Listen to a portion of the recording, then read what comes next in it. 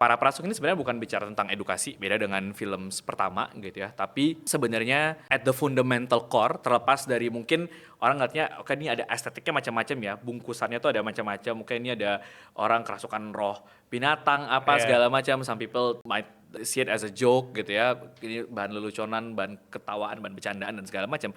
Tapi at the core of the story sebenarnya bicara tentang ambisi. Tentang bicara Mmm. tentang seorang anak muda yang punya aspirasi mencapai sesuatu, ingin mencapai sesuatu buat dirinya, buat keluarganya, untuk lingkungan di mana dia berada, dan untuk mencapai itu proses apa yang harus dia jalani, luka apa yang harus dia Iya. obati dan seterusnya gitu ya.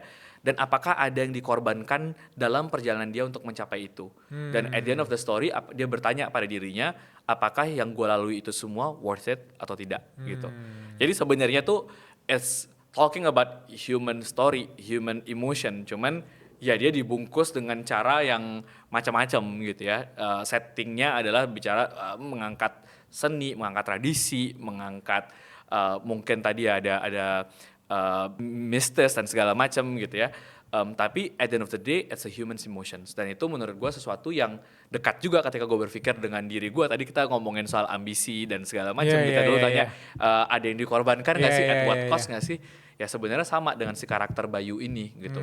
Dan itu yang Mmm. membuat gue kemudian ketika Regas bercerita tentang story-nya, oke ini menarik, ada ininya, gue bisa ngelihat visi dia seperti apa gitu ya. Dari satu sisi gue juga ngeliat, oke kayaknya ada yang bisa gue kontribusikan di film ini gitu. Dan makanya akhirnya gue ya menyepakati, oke gue jadi produser untuk si film ini.